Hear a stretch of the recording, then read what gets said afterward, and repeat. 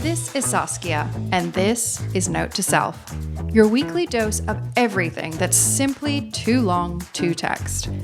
Consider this your personal invitation into my inner circle, where I share my thoughts, feelings, and quiet reflections that usually live inside my Notes app.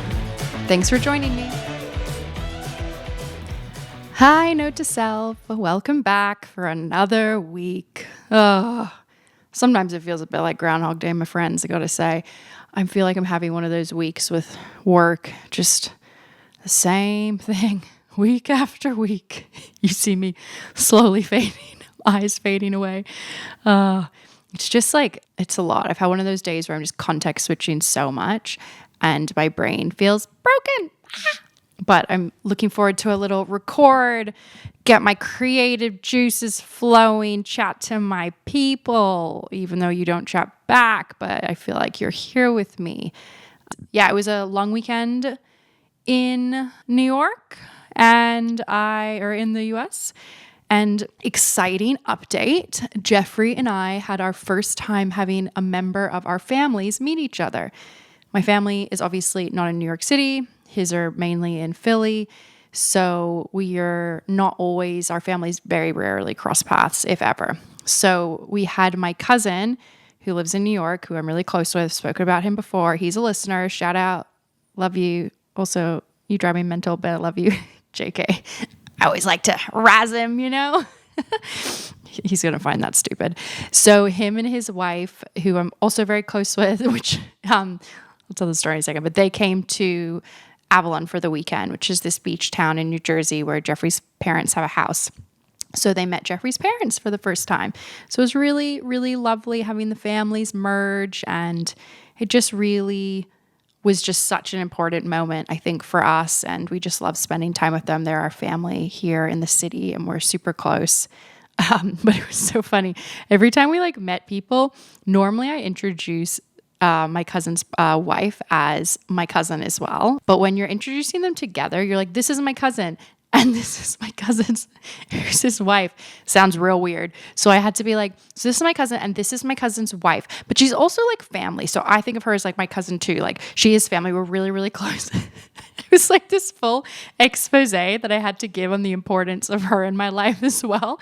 It was so bizarre. And they were just both look at me like, why do you have to make this so weird? Like, I don't know. I don't know why I'm struggling with this so much. Cousin-in-law, is that something that people use? It's just like, I wanted to show that she is my family, you know?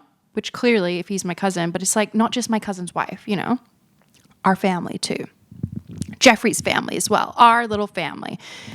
But anyways, it was, lovely, lovely, lovely weekend. And to stay true to the Note to Self intro, it rained the entire weekend, which was not too great, especially when you're spending the weekend in a beach town. But it was a cozy weekend instead, enjoying the rainy weather.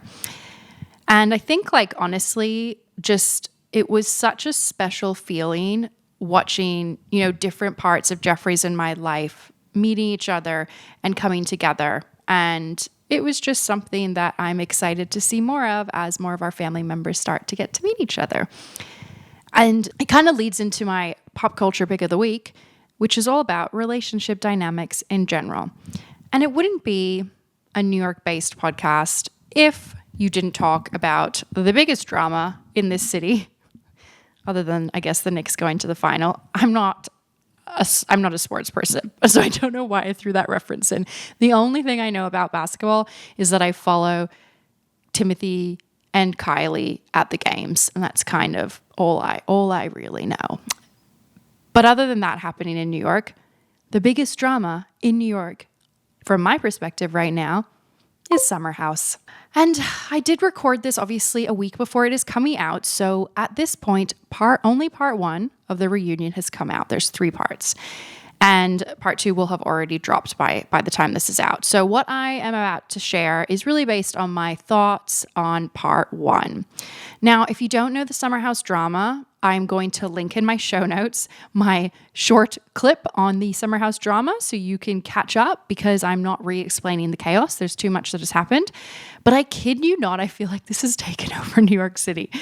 There's watch parties happening all over the city. It's all over my social media feeds. I swear to God, any content creator, podcast host, whoever who works in pop culture in New York is talking about this and posting about this. It feels like the Super Bowl of reality TV, if you don't mind me doing a sports analogy. And, this is really why I love reality TV. I love a specific reality TV, but this is why. And it's the relationship dynamics you get to see in real time. And I think it really makes you reflect on your own life. And it kind of just feels like you're sitting there gossiping with your friends about people that you quote unquote know. And it just brings me a lot of joy. What can I say? But watching the Amanda and West drama unfold, which is what I will be discussing today, and is what the entire Summer House drama is really about right now, reminded me how often we excuse emotional ambiguity in men. And I've got some observations to share from the episode. So first up is really around accountability and age. So Amanda said something really interesting. She said, haven't any of you been in a situation when you've liked someone you shouldn't have liked? And Lindsay said, yeah, in high school, not as adults in our 30s and some of them 40s. And I thought that really hit because ultimately in this whole drama, we are adults. Everyone should know better. And you choose what you want to pursue. And if a relationship risks blowing up your closest friendships, I think that choice really fucking matters. And there's just such a huge accountability gap here. And it was funny because Amanda kept saying, I'm taking accountability. But none of her words beyond I'm taking accountability were reflecting the accountability, and none of her actions are reflecting that either. It felt like the thing you're meant to say when you don't actually want to say it. When you know your partner, you're in a fight with your partner and they're asking you to apologize, but you're like, I know I'm right. But you do this like half-assed apology. I'm the queen of that. Working on it. No one's perfect.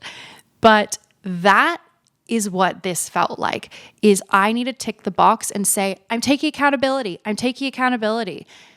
And then I'm good. Instead of actually taking accountability, which is much deeper than what she was portraying. So my second takeaway is the I couldn't walk away, I think is so fucking untrue. So this sentiment of I'm not able to walk away from these feelings, essentially. And I think Sierra said it best. You choose not to pursue it. And this idea that you have no agency because your feelings are just so intense is just not reality. You can walk away, you can pause, you can create distance, but Amanda just didn't want to. And I really don't believe that walking away from someone that you potentially have feelings for is doing like a disservice to yourself. If being with that person is really going to fuck up all these relationships in your life, like if you're saying to yourself, I can't walk away from this person because it's doing such a disservice to me, then like, I think that's bullshit, because what is actually doing the disservice is choosing this person and ruining all the other relationships in your life. Now, my third takeaway is around performative confusion. So Amanda and West kept pushing the narrative. We were trying to figure out what this was. And that narrative does not add up. They shared that they hadn't slept together when they released the joint statement. And at that moment, they were still trying to figure out what these feelings were, which to me is fucking bullshit. You're really going to blow up your entire life to quote unquote figure out what these feelings are. And I just wish they could be honest. And this comes back to like the accountability piece. But this, in my perspective, and I think what a lot of the Summer House cast were kind of pushing on, is that this likely has been happening for way longer than they're both letting on, but neither of them wants to say that because it's going to make them look bad. So they're going with this narrative of we're just trying to feel out what this could be. But then that backfires with the narrative of, okay, so if you're trying to figure it out, why did you fuck over your best friend if it wasn't that deep? Because you guys didn't really know what it was. So if you didn't know what it was, why fuck over your best friend? So it seems like they're kind of stuck in this hard place. And I think the best way To bring people really back to you is to be totally brutally honest. And I think this like piece around trying to figure out is this performative confusion, thinking that it's going to make people feel sorry for them and just this microscope they were under and how are they meant to figure out their feelings. But I think if you're willing to really blow up your real substantial relationships, both of them did that. It's not confusion. It's a full conscious decision. And I think people usually recover much faster from honesty than narrative management. And right now they are managing the narrative instead of coming in and being truly accountable and saying, we really fucked up. We did X, Y, and Z. I led this person on. I betrayed my best friend and my ex and all these things. It's just so icky to me, which leads to my fourth point, which is around unequal consequences. Speaking of ickiness. So the one thing that is driving me insane here is the consequence gap. Amanda is getting shredded publicly, and I don't feel like West is getting equal heat. I don't think Amanda is right. We all don't think that. But the imbalance is really obvious. And this is something that we always see across pop culture generally when it comes to women. And I am just so tired of it that women are held to a different standard than men. And ultimately, Amanda betrayed her best friend Sierra, but West also betrayed many of his very close friends. And I'm glad that Kyle has called that out a few times, saying, I was betrayed by West too, who was his very close friend. And there needs to be some equal consequences for both of them. I do not want fucking West having a redemption arc, I swear to God. And you kind of saw it as well with, I never followed the Sandoval drama, but I feel like Tom has come out of it better than the other girl he was with. I never followed it, so I don't know what her name is. But another example. Now, my fifth takeaway and my last takeaway, the avoidant man-child. West is such a loser, guys. It's unbelievable. The way West just sat there, not saying anything, not sticking up for his so-called partner, who he has these feelings for. And when he's interviewed, it's just this very meek kind of, I can't get my words out attitude. And I thought it was so interesting because Lindsay called out that she feels like it's just an act, and that I think that the fact she said that, they know better than any of us what he is doing. Because she said something like, I almost fell for it. Like, you're so good. You're so good. And I feel like my theory with him is that he gets unbelievably uncomfortable in these reunion episodes because he can't control the outcome or the narrative. I assume he probably is someone that thinks about all the potential outcomes of a scenario and tries to control those outcomes as best as he can. Which kind of makes sense as quote unquote journalist. Apparently I found out he's not really a journalist. He's like a content creator. So maybe a journalist is a stretch, but he definitely has this need to control the narrative. And I think in the reunion, you have zero control over that. And you're really facing the rest of the group head on. And you also have Andy, who's going to ask you the hard questions. So West sitting there trying to act like he was playing the good guy this summer just made me feel so sick. And seeing this just meek little man who clearly has massive avoidant attachment styles written all over him. And he's 100% going to fuck over Amanda just like he did with Sierra. And I think just watching it reminded me how easy it is to mistake inconsistency for complexity in a man. And if I'm being honest, I spent over a decade doing exactly that in my own dating life. And I thought anxiety meant chemistry, and I thought that this inconsistent man meant that there was like more to him. And I'll tell you what, guys, it didn't. It meant I was repeating a pattern. Wrapping up my summer house kind of pop culture pick of the week, this really leads into what I wanted to talk about today, which was in my dating experience of being single for over 10 years, how I stopped dating avoidant, emotionally unavailable men. So I used to only attract exclusively emotionally unavailable and avoidant men. And I am not exaggerating here. I lost my virginity at 18 and I had my first boyfriend at 20. We dated for like a year and a half, and then I was single really until I met Jeffrey and all that other time. So that year and a half from 18 to 32, I have been single, other than that year and a half. And I genuinely think every single person in my single times was avoidant or an emotionally unavailable man. I don't think there was one that wasn't, or if there was, I probably didn't think I liked them because I didn't have that racing, anxious feeling that I thought was chemistry and love. So I am dead serious when I say this, that I can understand this more than you could ever know. And I think there were 4 things that really changed for me. And I think it was understanding my attachment style, going to therapy, defining how I want to feel in a relationship, and choosing calm over intensity. And reflecting back, I wanted to share some of the stories that have really been pivotal moments in these like avoidant relationships and kind of what I've learned from them and where it started. I think possibly one of the first and worst stories, well, worst in some ways, but just also kind of funny too, is when I moved to New York City. So I was on Tinder, which was really the dating app everyone was using at the time. This was in 2015. And I matched with this guy who was Australian. And I also love how I moved to New York City and the first date I went on was with an Australian. Hilarious. Good job, Sass. Anyways, so we went on a date. I met him in East Williamsburg. He was super cute, and we hung out for maybe a month on and off, different dates here and there. And I would say that I didn't want a relationship, but I for sure did. I was always that girl being like, I don't want one, I'm fine, I can do casual. But then in reality, I definitely couldn't. You know, we were seeing each other, like I said, going on multiple dates, and out of nowhere, he ghosted me. Just stopped replying, ghosted the fuck out, disappeared, just silence. And I was devastated. It was so awful. It felt terrible. I was so confused.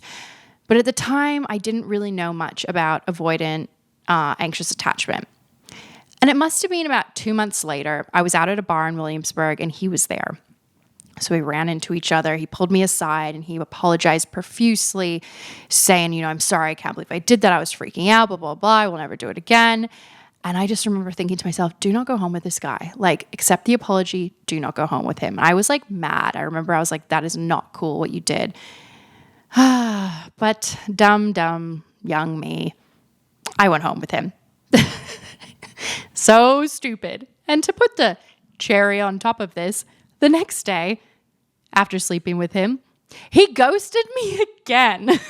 Like, you can only laugh. Like, how can you seriously sit someone down, apologize for ghosting them, get them to come home with you, and then ghost them again? It was fucking wild behavior. Also, never fucking ghost someone. It's a coward behavior. Always send a fucking message, even if it's just like, I'm not feeling this. Ghosting is terrible. And I'm sorry if I've ever ghosted someone. I probably have, but I try really hard not to. At the time though, as mentioned, I did not know about avoidance attachment styles. Looking back now, he is textbook avoidant. He is textbook avoidant. Ooh, it was brutal. But truly, like him ghosting me again, I just remember, I think I actually laughed in the moment because I was like, this is what you get, girl. Anyways, we're skipping ahead in the timeline because 6 years later, I'm living in Sydney. And in this time frame, living in New York, avoidant, always avoidant men. But I kind of just, I'm setting the story, guys. I'm telling a story for you. So I was living in Sydney and I'd moved back to Australia, and this was the end of 2020, and I moved to Sydney. And I had met this guy, I guess it would have been 2021, and we'd connected. And after our first date, all the dates following were always me going and hanging out at his apartment. And I think of this relationship, which is like called relationship in quotation marks, it never left the apartment. The relationship was an apartment relationship. And despite him always saying to me he couldn't have a relationship because he was building his business, I still really thought I liked this guy.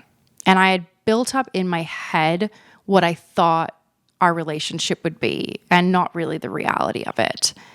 I'll never forget, like one morning, he had said to me something like, he was always telling me he can't be in a relationship. He just like kept saying it. And he'd be like, I'll never be able to go to the farmer's market with you. I'm just like too busy. I'll never be able to do that. And then he would like make comments about how I would go to the farmer's market in activewear and how he thought that that was weird. He's like, you're going in activewear, like you wear activewear out. It's like everyone in Sydney wears activewear everywhere. It's fucking Sydney. And just when I think back, it's like, girls, ugh, I swear to God, like what a loser. Like, I cannot believe I let him say stuff like that to me.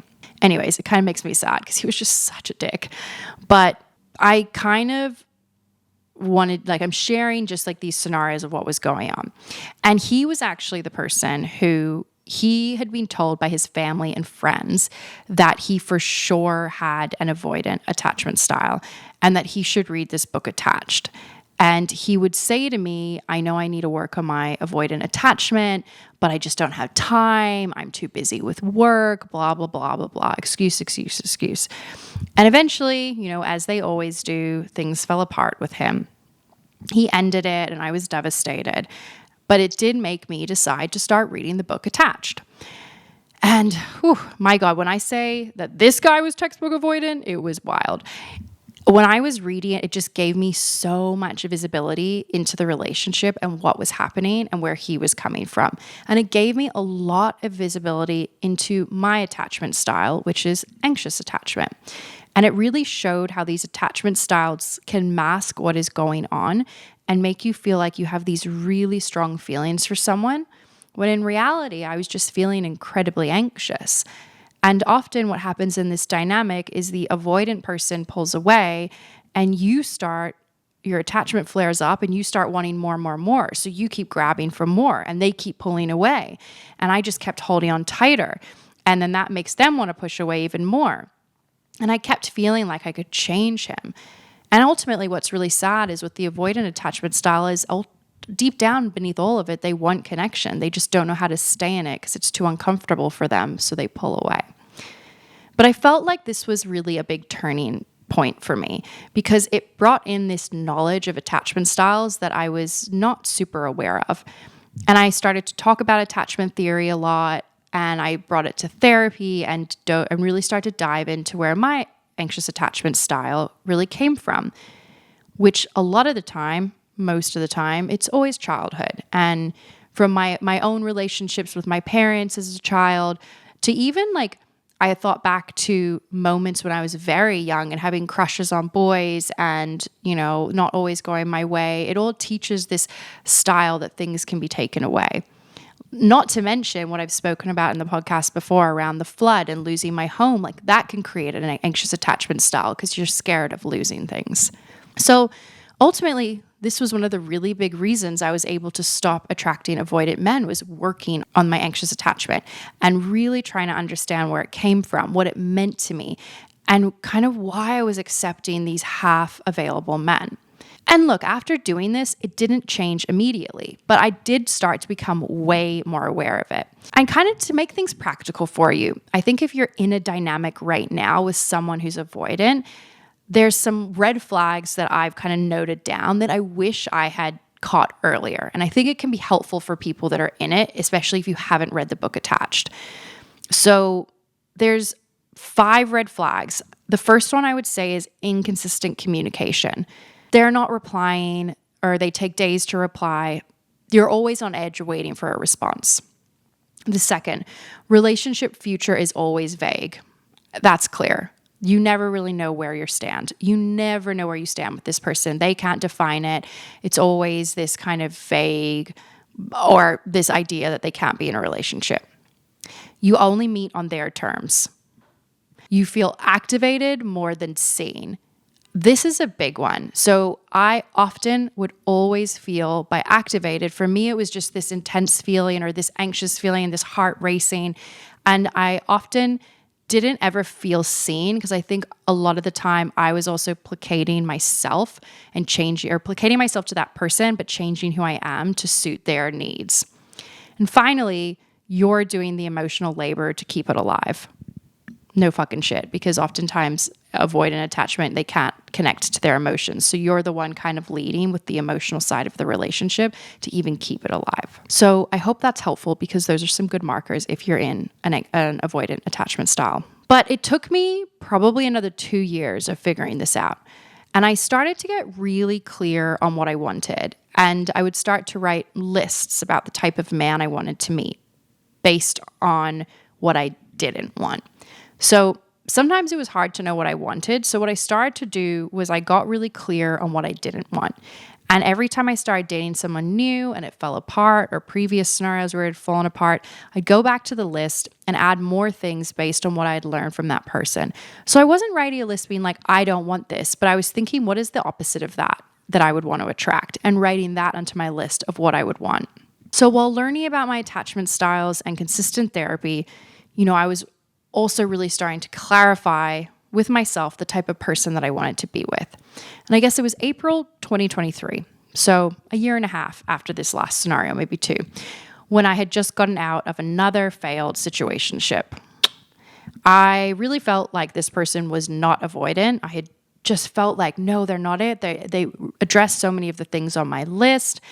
And I felt like I was like, I don't think he has the avoidant attachment style. I really think I'm making progress here. And I was speaking to my therapist after the fact, and we really realized that he really did have all the markers of an avoidant attachment style. Look, and one of the biggest things that I was, I think, struggling with was because he did tick those other boxes. I couldn't see past, what was there. And one of the biggest things was that he was unavailable. And I've brought this up on the podcast before, and this person unfortunately was married, and I was having an affair with them. And I think my therapist brought to me in that moment, despite him addressing some of the things on my list, he was extremely avoidant and he was unavailable. And she said, have you noted on your list that you want an available man? And despite feeling like I was attracting men that were seemingly more in line with what I was looking for, I still had never actually written down that I wanted someone available both physically and emotionally. And it just hit me at that moment. And I looked at my list and I was like, oh my God, I've never thought about that. I've never added that here. So I redid my list again, and I wrote, I want someone emotionally available and physically available. By physically, it's like they're not married, they're not with someone else, they're not living halfway across the world. And then emotionally available makes sense. And I clarified the list. I had gone down to Florida to stay at my uncle and aunt's for the weekend. They have a big property in the Everglades, and my dad was here from Australia. And when I was down there, I kind of clarified the list even more. And I remember I went and sat on this dock that they had that's kind of out in the swampland. So it's very remote. And I read the list out loud. I meditated on it. And I remember just yelling into the void, bring me someone good or don't bring me anyone at all. And it was about a week later, I was on Raya. I had sworn off dating apps, but I had never been on Raya before, and someone had referred me. So I thought, let's give it one last try. So I was on Raya and I matched with 2 guys. I had decided to organize dates with both of them for the coming weekend. The first guy had asked me out on the Friday night, and the other guy had asked me out on the Saturday night. And I thought to myself, if I'm going to dive back in the dating pool, let's just get 2 done in one weekend. Let's dive in head first. So Friday night, I met the first guy at the Williamsburg Hotel on the rooftop for a drink. And he was cute. And I remember we were getting along and chatting, and we decided to extend the date and go grab dinner at this French restaurant downstairs called Le Crocodile. And then we ended up going out to a bar afterwards, and we had a nightcap. And I remember feeling like I had this idea in my head generally when I went on most dates that I had to go home with the person. It's like a deeply embedded thing I needed to work on. And I remember saying to him, I really like you, but I just don't want to go home with you tonight, but it doesn't mean I don't like you. I was always worried it made them think I didn't like them. He was like, totally okay. I was not expecting you to do that. I ordered a car, he ordered me a car, and I got in the car and went home. And he tried to kiss me at the bar when we were having dinner because we were sitting at the bar, and I remember I pushed him away because I was like, no, it's too bright. And then we kissed on the street later that night. But he was really nice, and I wasn't getting these crazy, controllable feelings. But I knew what he was looking for. We'd already spoken on our first date that we both were looking for a relationship, and we were just really open with each other. And there was a part of me that felt intrigued, and I wasn't overwhelmed. I felt very calm. And I remember the next day he texted me asking me out again that Saturday night to go to a show with him and his friends. But I said I had other plans. Obviously, I had this other date. So we decided to do a follow-up date on Sunday and go to this Sunday day party that's called Hot Honey Sundays. So now I was having 3 dates in a row. In the meantime, I went on my other date on the Saturday night. And I immediately felt that kind of overwhelmed, anxious feeling that I often had mistaken for connection. And we were, having a drink, and he was like, oh, the NHL finals are tonight, National Hockey League. I kind of want to go watch at a bar. Do you want to come with me? I was a little annoyed because I was like, you asked me out on a date. Like, why would you ask me out on a date on a night when the NHL finals are on? Like, go ask me out another night. But I was like, whatever. Okay, I'll come. So we went to this bar, and I was sitting at the bar, and I just remember being like, what the fuck am I doing here? Like, we're not even talking. He's literally just watching this game. I do not give a fuck about sports, let alone hockey. Although I love Heated Rivalry and Off Campus, great shows. But I hate to admit it because I was a dum-dum, and I was following the feeling that I was so used to. So of course I went home with him and I slept with him. Stupid, just so dumb. Like, why do I do this? And I even remember, like, that was my reaction at the time. I was like, what are you doing, girl? Like, I was there and I was like, what? This is the same shit you always do. And after, like, he said I could stay the night, I was like, fuck no, I'm getting the fuck out of here. So I was like, no, I'm going to go home. And then as he walked me out, I looked at him and I remember being like, I'm not going to lie, I feel really uncomfortable. I really didn't like that you were like sitting watching that hockey game the whole night. Why did you even ask me to come out on a date when like you were just sitting there the whole night? And I just feel like it was like not enjoyable, and I just don't feel great about this right now. And I was like really proud of myself for calling that out. And he apologized and was saying how he'd love to make it up for me, blah, blah, blah. Anyways, in my head, I was like, I will never hear from this man again. And I was lying in bed the next day just thinking to myself, damn, this is the exact guy that I used to date. And I used to think I would have put me in that situation 5 years before where I was at that time. And I probably would have been like, oh my God, I really like this guy. We have a connection. Yeah, please, girl. And I just was sitting there being like, I refuse to do this to myself again. So I decided to focus all my attention on the guy who didn't make me feel overwhelmed and who was really kind and present and listened to me. And I wanted to try something different because the feeling was very different. So I went on my second date on the next day with the other guy, and that other guy, second date guy, turned out to be Jeffrey, who I'm still with 3 years to this day.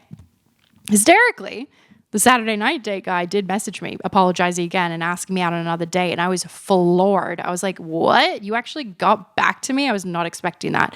And I just said, no, like I was not, just not feeling it. I set boundaries, guys. I was really proud of myself. And I was, just focused on this lovely man who was Jeffrey and who's now still my partner to this day. And I feel like the biggest thing I learned from that was that I was always chasing the overwhelming feeling instead of the calm feeling. And I realized that love is meant to be calm.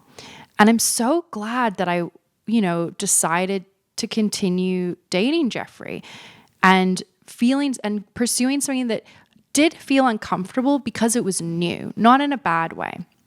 And I chose a path where I knew that I had a connection with this person. We had a lot in common. We could talk to each other for hours. I, never felt like I was confused. There was never any ambiguity. I always heard from him. He was always in touch. All those things I listed were so the opposite of what I was feeling with Jeffrey. And I think there's a huge bit of advice that I've given to people and that I gave to myself. And I think often if you're someone who's similar to me, I personally at least would get really mixed up with this whole sentiment of if it's not a fuck yes, it's a fuck no. And I think that is helpful for certain people, of course, if there's people that are needing to set like more boundaries or whatnot. But it wasn't helpful for me because I was chasing this overwhelming feeling that I thought was the fuck yes. So whenever I didn't get that feeling, it was immediately a fuck no. But I think what I really needed to focus on was if it's not a fuck no, then why not see where it goes? Because the fuck yes was all muddled in my brain. And I am really just so glad that I decided to just try something different. And I think, again, I shared all those other stories because it shows the journey. And I think there was a journey that I went on to get to here. And there's still things I'm learning. And I don't think it would have worked with Jeffrey if I hadn't had all these previous experiences and hadn't started to understand my attachment style and got clear on what I wanted in a relationship. And it wouldn't have worked for him either. We wouldn't have been in the right headspace for either of us. Because interestingly, he's actually more of an avoidant attachment style, but the difference is the willingness to do the work. So we're both constantly working on ourselves in individual therapy. And at the point when we had met each other, we had both done a lot of individual therapy to get us to where we were at that stage. Now we also both do couples therapy with each other. And we both approach things, very differently in life, but we work on it to align. And we've done a lot of work on our attachment styles and know that we want to have a partnership. So an anxious and avoidant attachment style can work. You just have to be willing to do the work. But the one thing I can say is you can't hang around for an avoidant attachment style if they're not actively working on it, because I have done that and it is an absolute waste of time. That weekend, though, I think, back to my weekend in New York when I had those 2 dates and my first date with Jeffrey, I feel like that happened for a reason. I have always felt like it was the universe showing me the difference between what I could have and what I had always chosen. And it was just so obvious in that moment, having the two to compare.